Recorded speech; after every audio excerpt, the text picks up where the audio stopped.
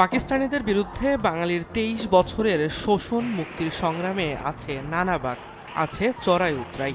পাকিস্তান সৃষ্টির ১ বছর পরই ১৯৪৮ সালে বাঙালি শুরু করে ভাষার লড়াই। ৫২তে রক্তের ইতিহাসে প্রতিষ্ঠিত হয় বাংলা ভাষা। এরপর ৫৪র যুক্তফ্রন্ট, ৫৬তে সংবিধান প্রণয়ন করে ২ বছরে তা স্থগিত হয়ে ৫৮তে আইয়ুবের সামরিক শাসন, ৬২র শিক্ষা আন্দোলন, ৬৬র ৬ দফা, ৬৮র আগরতলা ষড়যন্ত্র মামলা, ৬৯-এর গণঅভ্যুত্থান এবং আইয়ুবের পতন দৃশ্যপটে ইয়াহিয়া, ৭০-এর নির্বাচনে আওয়ামী লীগের ভূমিধস বিজয়। এসবের মাঝেও এক মহান নেতা নিজের জাতিকে, নিজের দেশকে প্রস্তুত করেছিলেন মুক্তির জন্য, স্বাধীন সার্বভৌম রাষ্ট্রের গন্তব্যের জন্য। ইতিহাসের সেই পথের আলোকরেখা দেখা যেতে শুরু করে ৭১-এর মার্চে। দীর্ঘদিন, মাস, বছর জুড়ে অঙ্কুরিত হওয়া ফুলটি রক্ত গঙ্গার মাঝে অমিত তেজ নিয়ে ফুটতে শুরু করে এই মাসে। একদিকে বঙ্গবন্ধুর নেতৃত্বে মুক্তির জন্য আকাঙ্ক্ষায় টকবক করে ফুটছে পূর্ব বাংলা, অপরদিকে পাকিস্তানি হায়না বুনছে গণহত্যার নৃশংস কালোজাল। ২৫ মার্চের রাতে বঙ্গবন্ধু বুঝে যান আসছে সেই মাহেন্দ্রক্ষণ। হত্যা, আগুন, ষড়যন্ত্র আর চক্রান্তের জাল ছিঁড়ে ফেলে অনিবার্য আলো হয়ে হিমালয়ের মতো দীপ্তি নিয়ে জন্ম নিতে যাচ্ছে স্বপ্নের সোনার বাংলা। ২৫শে মার্চের রাতে পাকিস্তানিদের হাতে গ্রেফতার হওয়ার আগে বাংলাদেশের জন্ম ঘোষণাটা দিয়ে যান তিনি। বাংলার মানুষের রক্তের ইতিহাস। ধানমন্ডির ৩২ নম্বর বাড়িতে বঙ্গবন্ধু শেখ মুজিবুর রহমান ২৫ মার্চ রাত ১২টা ২০ মিনিটে আনুষ্ঠানিকভাবে ঘোষণা করেন বাংলাদেশের স্বাধীনতা। এটাই হয়তো আমার শেষ বার্তা। আজ থেকে বাংলাদেশ স্বাধীন। আমি বাংলাদেশের মানুষকে আহ্বান জানাই, আপনারা যেখানেই থাকুন আপনাদের সর্বস্ব দিয়ে দখলদার সেনাবাহিনীর বিরুদ্ধে শেষ পর্যন্ত প্রতিরোধ চালিয়ে যান। বাংলাদেশের মাটি থেকে সর্বশেষ পাকিস্তানি সৈন্যটিকে উৎখাত করা এবং চূড়ান্ত বিজয় অর্জনের আগ পর্যন্ত আপনাদের যুদ্ধ অব্যাহত থাকুক। একই সময়ে আরও একটি বার্তা পাঠানো হয়, যা ছিল: আজ বাংলাদেশ একটি সার্বভৌম ও স্বাধীন রাষ্ট্র।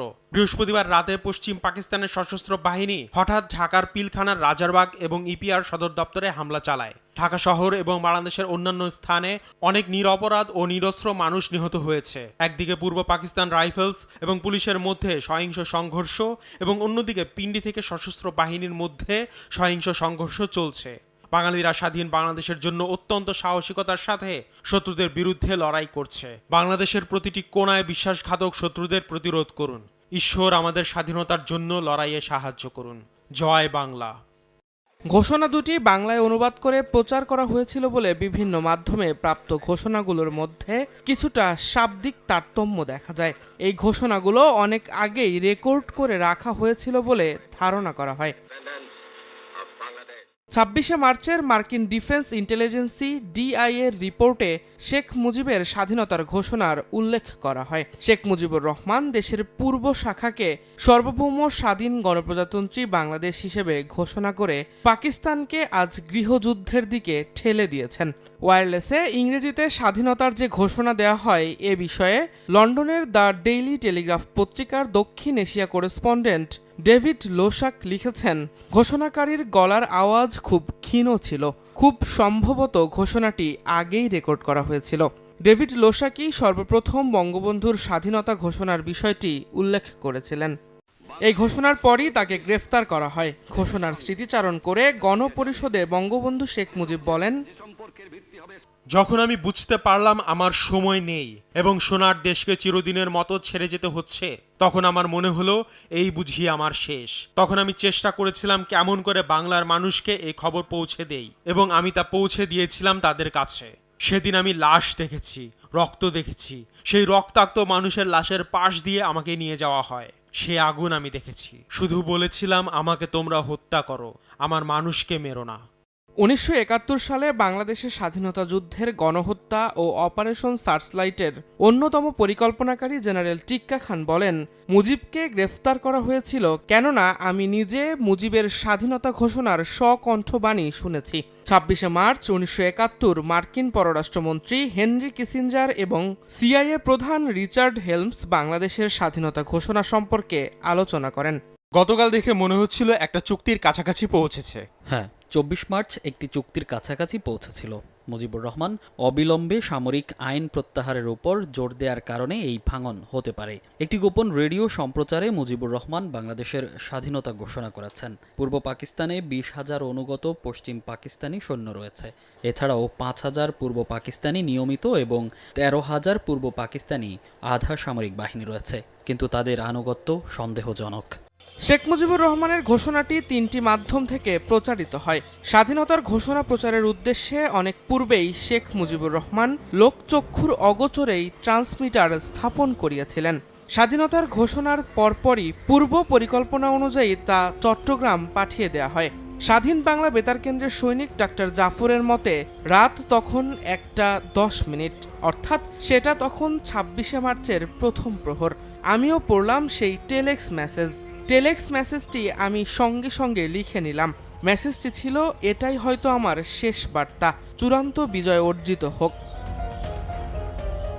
পাক বাহিনীর গণসংযোগ অফিসার সিদ্দিক সালিল তার বিতর্কিত বই উইটনেস টু স্যারেন্ডারে বলেন, যখন প্রথম গুলি চালানো হয় শেখ মুজিবুর রহমানের কণ্ঠস্বরটি সরাসরি পাকিস্তান রেডিওর কাছাকাছি তরঙ্গ দৈর্ঘ্যের মধ্য দিয়ে অস্পষ্টভাবে এসেছিল, যা অবশ্যই ছিল, এবং এটি প্রাক রেকর্ড করা বার্তার মতো শোনাচ্ছিল যে শেখ পূর্ব পাকিস্তানকে গণপ্রজাতন্ত্রী বাংলাদেশ হিসেবে ঘোষণা করেছেন। 2019 সালের 4 ডিসেম্বর দৈনিক জাগরণ পত্রিকার সাংবাদিক আবেদ খান লিখেন, 71 মার্চের 25 তারিখ রাতে সেই ধ্বংস তাণ্ডবের মধ্যে ইত্তেফাক অফিসের প্রায়ন্ধকার বার্তাকক্ষে বসে ট্রানজিস্টারের নব ঘুরাচ্ছিলেন অগ্রজ সাংবাদিক সৈয়দ শাহজাহান। আমরা কজন সেই অবরুদ্ধভাবে শোনার চেষ্টা করছিলাম বিভিন্ন স্টেশনের সংবাদ। তখনই আমরা চাপা উল্লাসে ফেটে পড়েছিলাম বঙ্গবন্ধুর স্বাধীনতা ঘোষণার অস্ফুট শব্দ শুনে। আমাদের সেই উল্লাস চাপা পড়েছিল স্বয়ংক্রিয় আগ্নেয়াস্ত্রের শব্দে। এবার আসা যাক জিয়ার স্বাধীনতার ঘোষণা পাঠ প্রসঙ্গে। 25 মার্চ মধ্যরাতের পর, অর্থাৎ 26শে মার্চের প্রথমার্ধে স্বাধীনতার ঘোষণা পাওয়ার পর চট্টগ্রামে আওয়ামী লীগের নেতারা, এমনকি স্বাধীনতার চেতনায় উদ্বুদ্ধ সাধারণ জনগণ তা হাতে লিখে সাইক্লোস্টাইল করে মাইকিং করে ব্যাপকভাবে প্রচার করে। 26 মার্চ সকালে আওয়ামী লীগ ও চট্টগ্রাম সংগ্রাম পরিষদের নেতারা আখতারুজ্জামান বাবুর বাসভবন জুপিটার হাউসে এক বৈঠকে মিলিত হন এবং স্বাধীনতার ঘোষণা চট্টগ্রাম বেতার কেন্দ্র থেকে প্রচার করার সিদ্ধান্ত নেন। ডাক্তার জাফর ঘোষণাটি বাংলায় মুসাবিদা করেন এবং কমিটি তা অনুমোদন করে। কালুরঘাট বেতার কেন্দ্র থেকে 26 মার্চ দুপুর 12টার পর প্রথম স্বাধীনতার ঘোষণা পাঠ করেন চট্টগ্রাম জেলা আওয়ামী লীগের সাধারণ সম্পাদক এম.এ. হান্নান। আওয়ামী লীগের নেতা জহুর আহমেদ চৌধুরী একজন সেনা কর্মকর্তা কর্তৃক স্বাধীনতার বেতার ঘোষণা প্রচারের ওপর জোর দেন। অতঃপর নেতারা প্রথমে ক্যাপ্টেন রফিকের সঙ্গে যোগাযোগ করেন। তিনি কিন্তু রণাঙ্গন ছেড়ে শহরতলিতে অবস্থিত বেতার কেন্দ্রে যেতে রাজি হননি। এরপর মেজর জিয়ার সঙ্গে যোগাযোগ করা হয়। 26 মার্চ সন্ধ্যা 7:40 স্বাধীন বাংলা বিপ্লবী বেতার কেন্দ্র থেকে বলছি এ বাক্য উচ্চারণের মাধ্যমে শুরু হয় স্বাধীন বাংলা বেতার কেন্দ্রের দ্বিতীয় অধিবেশন। এ সময় এম.এ. হান্নান বঙ্গবন্ধুর স্বাধীনতার ঘোষণাপত্র পুনঃপ্রচার করেন। তবে তৃতীয় অধিবেশন সম্পর্কে বিস্তারিত তথ্য পাওয়া যায় না। পরদিন 27 মার্চ কালুরঘাট বেতার কেন্দ্র থেকে স্বাধীনতার ঘোষণা পাঠ করেন doctor M A. Mannan. 27 March Belal Mohammad তার বন্ধু মাহমুদ হোসেন, কাজী হাবিবুদ্দিন, এয়ার মাহমুদ, ফারুক চৌধুরী, ওসমান গনিকে নিয়ে বেতারের নিরাপত্তা ব্যবস্থা নিশ্চিত করতে বোয়ালখালীর ফুলতলিতে অবস্থানরত মেজর জিয়ার কাছে যান। মেজর জিয়া বেতারের নিরাপত্তার জন্য একটি সেনা দল পাঠান। বিকেল 5টার মধ্যে সেনারা বেতার কেন্দ্রে উপস্থিত হয়ে এলাকাটির নিরাপত্তা জোরদার করেন। সন্ধ্যার মধ্যে মেজর জিয়া বেলাল মোহাম্মদ ও তার সঙ্গীদের নিয়ে বেতার কেন্দ্রে উপস্থিত হন। এরপর মেজর জিয়া স্বাধীন বাংলা বেতার কেন্দ্র থেকে তার প্রথম ঘোষণাটি দেন। 28 মার্চ মেজর জিয়া নিজেকে অস্থায়ী রাষ্ট্রপ্রধান দাবি করে স্বাধীন বাংলা বেতার কেন্দ্র থেকে তার দ্বিতীয় ঘোষণাটি দেন। 28 মার্চের অধিবেশনে মেজর জিয়া নিজেকে প্রভিশনাল হেড অফ দ্য স্বাধীন বাংলা লিবারেশন গভর্নমেন্ট বলে ঘোষণা করলে রাজনীতিবিদ, বুদ্ধিজীবী ও সচেতন মহলে প্রতিক্রিয়া সৃষ্টি হয়। পাকিস্তানি কর্তৃপক্ষ এ ঘোষণাকে কেন্দ্র করে বাঙালির মুক্তিযুদ্ধকে সেনা অভ্যুত্থান হিসেবে প্রচার করার সুযোগ পায়। এজন্য তারা এর সংশোধনী প্রচারে সক্রিয় হয়েছিলেন। 30 মার্চ প্রভাতী অধিবেশনে মেজর জিয়া 28 মার্চের ঘোষণা সংশোধন করে বঙ্গবন্ধু শেখ মুজিবুর রহমানের নেতৃত্বে বাংলাদেশ সরকার গঠন এবং তার পক্ষে স্বাধীনতার ঘোষণা দেন। এ প্রসঙ্গে বলা হয়, জিয়াউর রহমানের একটি অডিও বক্তব্য পাওয়া যাচ্ছে ডিজিটাল মাধ্যমে। সেখানে তিনি নিজেই বলেছেন, কালুরঘাট বেতার কেন্দ্রের দখল নিয়েছিলেন ২৭ মার্চ। জিয়াউর রহমান এও বলেছেন, আরও অনেকের সঙ্গে তিনিও স্বাধীনতার ঘোষণা পাঠ করেছেন। সব বিশ্লেষণ করে দেখা যায়, জিয়াউর রহমান দৃশ্যপটে এসেছেন ২৭ মার্চ। এর আগে তিনি কোথাও ছিলেন না, অথচ ২৬শে মার্চের প্রথম প্রহরে বঙ্গবন্ধু এবং এরপর সারাদিন আওয়ামী লীগ নেতারা বঙ্গবন্ধুর পক্ষে স্বাধীনতার ঘোষণা দিয়ে গেছেন। এসব বিবেচনায় ইতিহাসের বস্তুনিষ্ঠতা রক্ষায় স্বাধীনতার ঘোষণা নিয়ে অযাচিত বিতর্ক না করাই শ্রেয়। দিন মোহাম্মদ সাব্বির, সময় সংবাদ।